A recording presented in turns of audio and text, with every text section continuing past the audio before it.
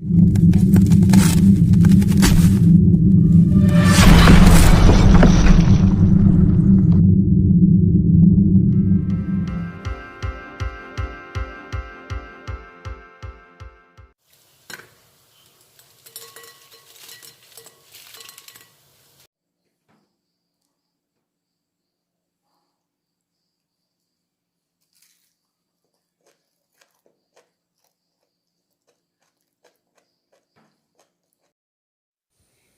Friends, അസ്സലാമു അലൈക്കും. NF Kannur കിച്ചണിലേക്ക് എല്ലാ കൂട്ടുകാർക്കും വീണ്ടും സ്വാഗതം.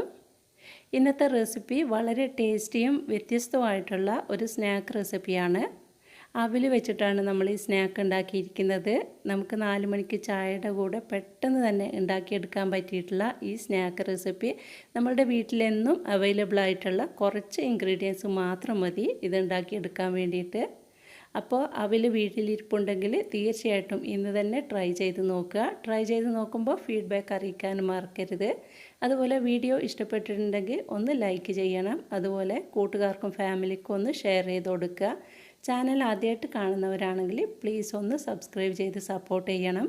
തുടർന്ന് ഞാൻ ചെയ്യുന്ന ഇതുപോലുള്ള വ്യത്യസ്തങ്ങളായ വീഡിയോസിനായിട്ട് ബെൽ ബട്ടൺ ഇനേബിൾ ചെയ്തിട്ട് തൊട്ടടുത്തുള്ള ഓൾ എന്ന ഓപ്ഷൻ തന്നെ സെലക്ട് ചെയ്ത് വെക്കുക. അപ്പോൾ പെട്ടെന്ന് തന്നെ നമുക്ക് റെസിപ്പിയിലോട്ട് പോയാലോ. ആദ്യമായിട്ടൊരു ബൗളിലോട്ട് 2 കപ്പ് അവിലിട്ട് കൊടുക്കാം. ഇനി ഈ അവിലൊന്ന് സോഫ്റ്റാക്കി എടുക്കണം. അതിന് വേണ്ടിയിട്ട് ഒരു 1/4 കപ്പ് വെള്ളം കൂടി ഒഴിച്ചു കൊടുക്കുന്നുണ്ട്. ശേഷം ഇതിലോട്ട് 3 ടേബിൾ സ്പൂൺ ഓട്സ് ഇട്ട് കൊടുക്കാം. ഓട്സ് തികച്ചും ഓപ്ഷനിലാണ്. നിങ്ങളുടെ കയ്യിലുണ്ടെങ്കിൽ മാത്രം ഇട്ട് കൊടുത്താൽ മതി, ഇല്ലെങ്കിൽ അവിൽ മാത്രം ഇട്ട് കൊടുത്താൽ മതി. ഓട്സ് കൂടി ചേർത്തിട്ട് ഇത് രണ്ടും കൂടി നന്നായിട്ടൊന്ന് യോജിപ്പിച്ച് കൊടുത്തതിന് ശേഷം ഒരു 10 മിനിറ്റ് നമുക്ക് കുതിരാൻ വേണ്ടിയിട്ട് മാറ്റി വെക്കണം. ഓട്സ് എടുക്കുമ്പോൾ മസാലകൾ ചേർക്കാതെ ഇതുപോലുള്ള പ്ലെയിൻ ആയിട്ടുള്ള ഓട്സ് തന്നെ എടുക്കാൻ നോക്കുക. അതും വീട്ടിലുണ്ടെങ്കിൽ മാത്രം എടുത്താൽ മതി, ഇല്ലെങ്കിൽ അവിൽ മാത്രം എടുക്കുക. നന്നായിട്ടൊന്ന് യോജിപ്പിച്ചിട്ട് ഇതൊന്ന് സോഫ്റ്റായിട്ട് കിട്ടാൻ വേണ്ടിയിട്ട് ഒരു 10 മിനിറ്റ് നമുക്ക് വെയിറ്റ് ചെയ്യാം. അപ്പോൾ ഇതിവിടെ നന്നായിട്ട് യോജിപ്പിച്ച് കൊടുത്തിട്ടുണ്ട്.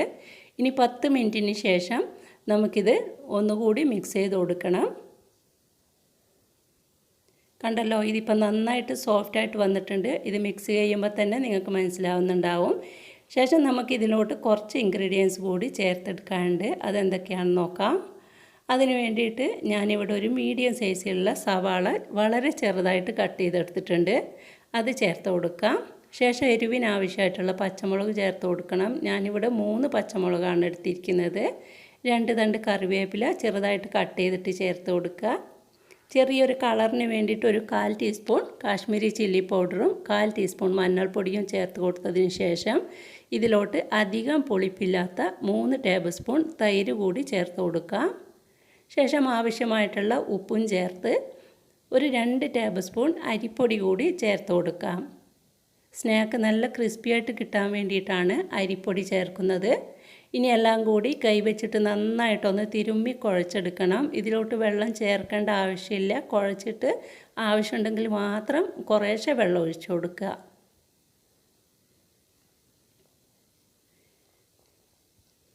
ഇതിപ്പോൾ നന്നേ തിക്കായിട്ടാണുള്ളത്. അപ്പോൾ ഞാൻ ഇതിലോട്ട് 1 ടേബിൾ സ്പൂണ് വെള്ളം ഒഴിച്ചു കൊടുക്കുന്നുണ്ട്.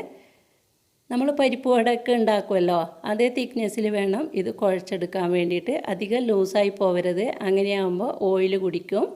വെള്ളം ഒഴിക്കുമ്പോൾ ഇതുപോലെ കയ്യിൽ ഒഴിച്ചിട്ട് ചേർത്ത് കൊടുക്കുക, ഇല്ലെങ്കിൽ വെള്ളം കൂടിപ്പോവും. ഒന്നുകൂടി കുഴച്ചെടുക്കാം. ആവശ്യമുണ്ടെങ്കിൽ വീണ്ടും നമുക്ക് വെള്ളം ചേർത്ത് കൊടുക്കാം. കണ്ടല്ലോ, അവിലൊക്കെ നന്നായിട്ട് സോഫ്റ്റായിട്ട് അരച്ചതുപോലെ തന്നെ ആയിട്ടുണ്ട്. പെട്ടെന്ന് തന്നെ നമുക്ക് സോഫ്റ്റായിട്ട് കിട്ടും. അവിൽ മട്ട അവിലായാലും ഇല്ലെങ്കിൽ വെളുത്ത അവിലായാലും ഒന്നും പ്രശ്നമില്ല. നിങ്ങളുടെ കയ്യിൽ ഏത് അവിലാണോ ഉള്ളത് അതെടുക്കുക. വറുത്ത അവിലായാലും പ്രശ്നമൊന്നുമില്ല. അപ്പോൾ ഇതിവിടെ നന്നായിട്ട് കുഴച്ചെടുത്തിട്ടുണ്ട്. കണ്ടല്ലോ, നമ്മൾ കൈ കൊണ്ട് ഇതുപോലെ ഒന്ന് ഉരുട്ടിയെടുക്കുമ്പോൾ ബോൾസ് ആക്കി എടുക്കാൻ പറ്റണം. ആ രീതിയിൽ വേണം നമ്മൾ കുഴച്ചെടുക്കാൻ വേണ്ടിയിട്ട്. അപ്പോൾ ഇനി ഒരു 5 മിനിറ്റ് മാത്രം വെച്ചാൽ മതി. കൂടുതൽ സമയമൊന്നും റെസ്റ്റ് ചെയ്യാൻ വെക്കേണ്ട ആവശ്യമില്ല. അതിനുശേഷം ഇതുപോലെ കുഞ്ഞു കുഞ്ഞു ബോൾസ് ആക്കിയിട്ട് നമുക്ക് തിളച്ച ഓയിലിലിട്ടിട്ട് ഫ്രൈ ചെയ്തെടുക്കണം.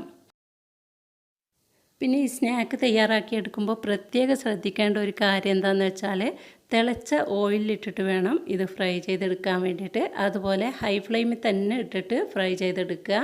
സാധാരണയായിട്ട് നമ്മൾ ഏതൊരു സ്നാക്ക് ഉണ്ടാക്കിയെടുക്കുമ്പോഴും പറയാറുണ്ട് മീഡിയം ടു ലോ ഫ്ലെയിമിൽ വെച്ചിട്ട് വേണം ഫ്രൈ ചെയ്തെടുക്കാനില്ലെങ്കിൽ കരിഞ്ഞു പോകുന്നു.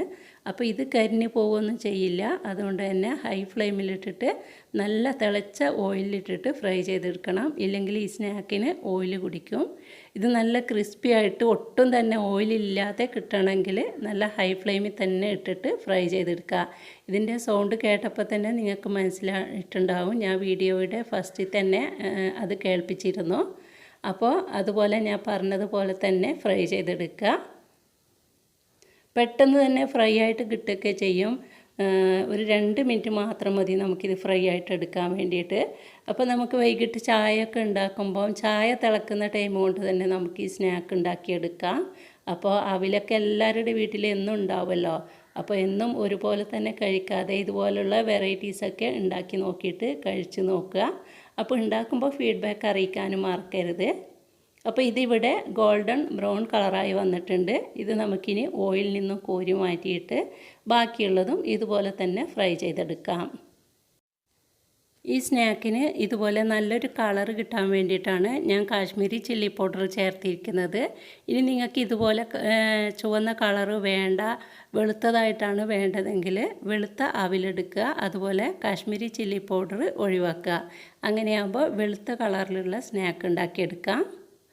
അപ്പോൾ ഞാനിതിവിടെ ഓയിലിൽ നിന്ന് കോരി മാറ്റിയിട്ടുണ്ട്. ഇനി നമുക്കിതുപോലെ തന്നെ ബാക്കിയുള്ളതും ഫ്രൈ ചെയ്തെടുക്കാം.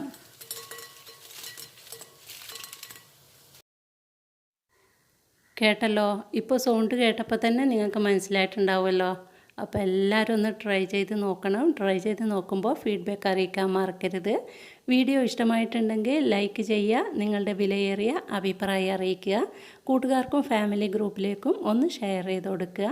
ചാനൽ ആദ്യമായിട്ട് കാണുന്നവരാണെങ്കിൽ പ്ലീസ് ഒന്ന് സബ്സ്ക്രൈബ് ചെയ്ത് സപ്പോർട്ട് ചെയ്യണം. നിങ്ങളുടെ സപ്പോർട്ട് കൊണ്ട് മാത്രമാണ് ഞങ്ങൾക്ക് മുന്നോട്ട് പോകാൻ പറ്റത്തുള്ളൂ. അപ്പോൾ എല്ലാവരും ഒന്ന് സബ്സ്ക്രൈബ് ചെയ്ത് സപ്പോർട്ട് ചെയ്യുക. അപ്പോൾ ഇൻഷാ അല്ലാഹ് ഇനിയും നല്ല നല്ല വീഡിയോകളുമായിട്ട് നമുക്ക് വീണ്ടും കാണാം. അതുവരെ എല്ലാവരും സേഫായിട്ടിരിക്കുക, ഹാപ്പി ആയിട്ടിരിക്കുക. എല്ലാവർക്കും നല്ലത് മാത്രം വരട്ടെ എന്ന പ്രാർത്ഥനയോടെ അസ്സലാമു അലൈക്കും. Thanks for watching.